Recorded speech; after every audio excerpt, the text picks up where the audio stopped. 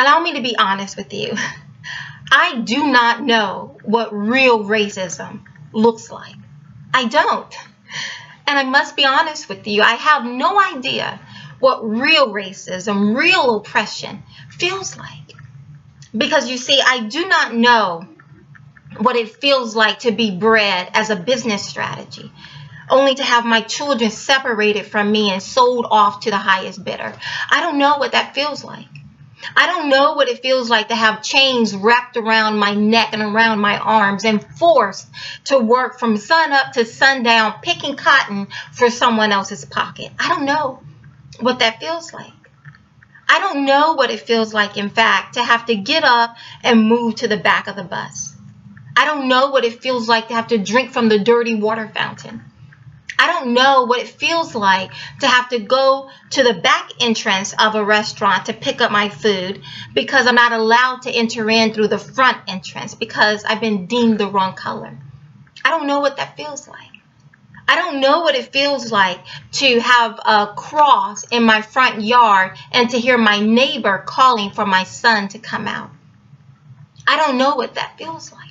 And to me, that is real racism. That's real oppression. Now, does racism exist? Yes. Racism exists. I submit that it exists on both sides of the aisle.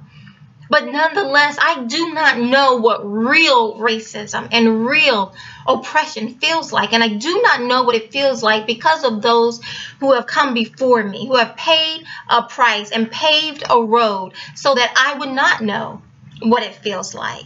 And to the Black community, we are not victims. We are victors. Allow me to say it again. We are not victims. We are victors. We are the inheritors of a great inheritance, an inheritance that for the most part, we did not sacrifice to receive. Instead, there have been many who have come before us who have paid the ultimate sacrifice so that we can receive this inheritance. And I submit that we have a debt to repay. A debt that can only be repaid by a life that is lived worthy. A worthy life is the only way to repay the sacrifice that others have paid on our behalf. You know, recently my family and I had the wonderful opportunity to go and visit one of the stations along the Underground Railroad. Now, a station is considered a safe house. It was a safe house providing refuge to the escaped slaves from the South that would flee from slavery via the Underground Railroad. And they would stop at these various stations along their journey. And my family and I had the wonderful opportunity to go and visit one of those stations and to retrace the steps of these escaped slaves. And it was truly a mind-blowing thing to experience. To, for a moment, to the best of your ability, place yourself in the shoes of that slave, even if they had shoes, right? And to walk up the back stairs of this particular safe house, to knock on that door. And then when the person opened the door from the other side, to give the password, a friend of a friend sent me. And then to hold your breath and to hope beyond hope that that person truly was a friend and would provide refuge to you. It's a daunting thing that truly was a realization for those who looked very much like me at one point in this country. And once again, I don't know what that feels like. I don't know, because of the price that was already paid on my behalf. You know, while we were there, we had the opportunity to read some of the stories that William Steele, the founder of the Underground Railroad, recorded. That really stuck out to me is Betsy, a female slave. She was sent to the fields, and so she laid her little baby boy down by an oak tree. And later on, her child almost died. And for Betsy, that was reason enough to seek freedom. If not for herself, then for her posterity.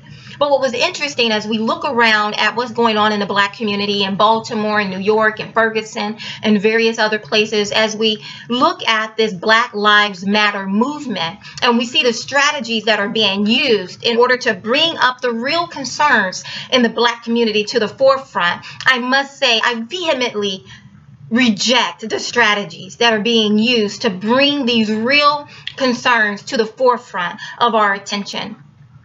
But then I compare it to what Betsy and the other slaves that we read about. I compare it to their stories. And the thing that dawns on me is that Betsy was a slave. Her whole environment told her she was not even human. It told her she was worth nothing. And at any moment, the master could radically change her situation, and she had no input. And yet, something within Betsy said, I want freedom. If not for me, then for my little bundle. You see, her environment was telling her one thing, but Betsy knew somewhere within her that she could do better. She could be better. And again, if not for her, then for her little boy. And I submit that to the Black community today, regardless of where you find yourself. Your community may be telling you one thing. Your community may be telling you you're a victim. There may be those in very high places that constantly tell you you're a victim. It's someone else's fault. You can't achieve because the odds are stacked against you. We're not slaves. We're free. We are the inheritors of a great inheritance in this country. We are victors and not victims. Remember that. If Betsy can do it, you can do it.